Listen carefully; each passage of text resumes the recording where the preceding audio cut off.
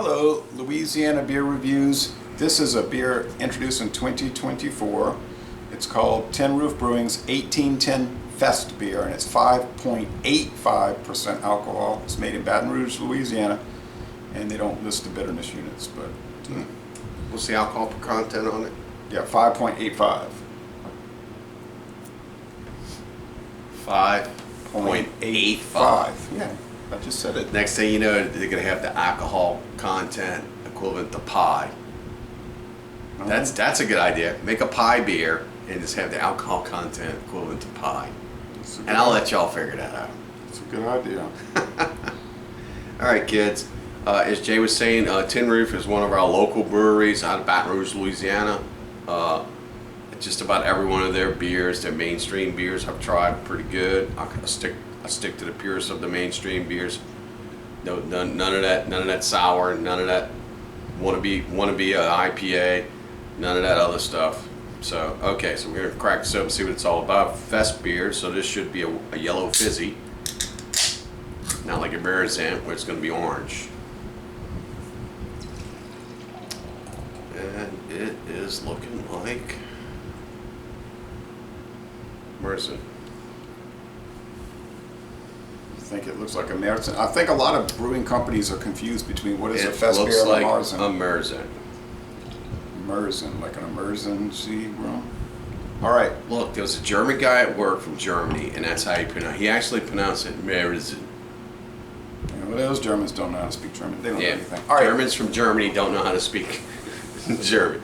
So he pronounced it Merzen, and we actually had a little training. He helped me develop the word Merzen. Yeah, Merzen, not Marzant. All right. Now, so it is kind of amber. Let's call it amber. Like. That is, to me, it looks like a combination between a Festbier and a Merzen. It's almost like a pumpkin beer color. All right. Cheers. You know why they picked 1810 for the title of the beer? Well, apparently it's not when that's not when Columbus sailed the ocean blue. 1810. Maybe the foundation of Baton Rouge? It's when the Oktoberfest started in Munich. Okay. All right. Smell is kind of bready. There's a sour note, Yeah, a little bit. almost like sourdough note. Yeah. Okay, taste time. Cheers.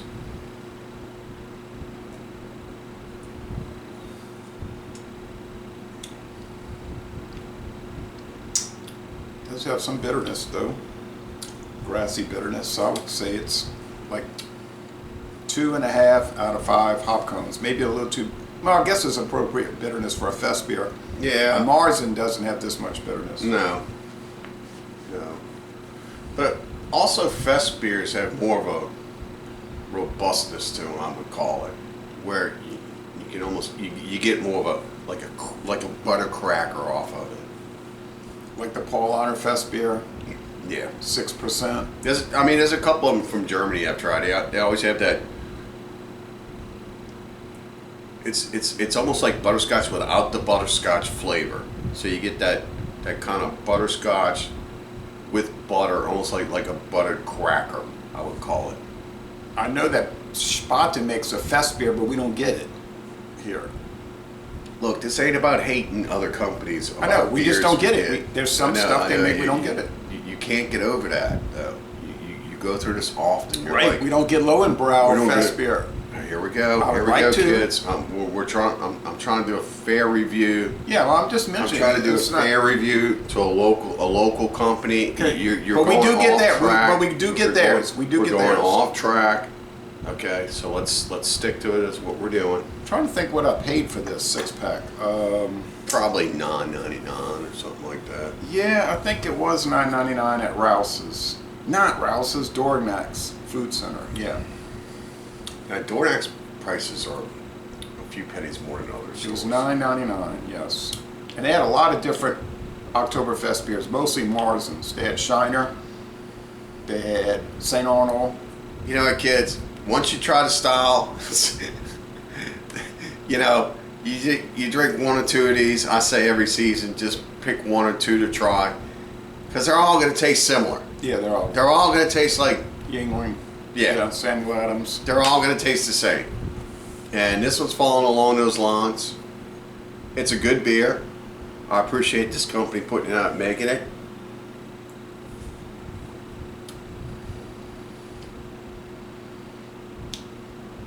But for a Festbier, it's a little off. A little too Marzen-ish. Yeah. I mean, did they mix the two? Did they try to be unique by stepping out, saying I'm going to make it this way rather than that way? Well, I've seen some companies on their website. They'll say this Festbier is a delicious Marzen, and I'm like, nah. We reviewed one time, and it said Marzen Fresh Festbier on it. It's like, what is this? They're two different style beers.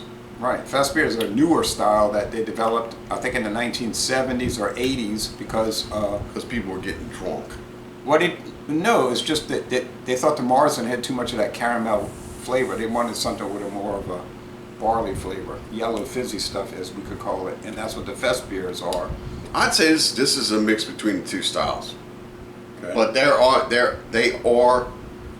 are distinctively different traits on both beers. Right. Festbier is cleaner and more grassy. This tastes More like it's got both licorice. of them in it to me. It tastes like they mixed them. Or Okay. they added a little bit of one style to a predominant Festbier. Okay, so how do you score this one? Overall, it's a good beer. I don't find anything wrong with it. It's off by calling itself a Festbier. When you pour it, you're looking much like a Marzen mixed beer. I'm going to give it a solid B. I'm gonna go with a B plus, 89. All right, I'm gonna give it an 85. I think there's room for improvement on this. I think it's an overall solid beer. I like it. I wouldn't not buy it, but then I wouldn't chase it down. Again, because the market's getting flooded by these beers, these Festbiers, these Marzens, these mixtos. I think they had like about 10 different ones at the door guys. Yeah, I mean, you just go in there, you Paulana. just boom, you pick one up. They're all going to taste the same. They didn't have too many pumpkin beers, so that's a style that's kind of gone away. People don't like those anymore, except for like Samuel Adams Jacko. You really don't. I mean, pumpkin beers have. Because it's just all about spice, and then when you drink them, if they're a true pumpkin, they're slimy. I remember 10 years ago they would have one after the other pumpkin beer in every beer outlet, beer store. Now, nah, they pretty much have disappeared, going bye-bye. All right, well, anyway, so Lazy Le Bon Temps Relais, a good to very good beer, and we're going to end this review by saying y'all go to Baton Rouge right along the river, because it's almost on the river road, and check take them a out. brewery tour. Yeah, if you're in Baton Rouge, they got a little area called Spanish Town, which is near the capital. Stop in, check it out. It's a nice little area.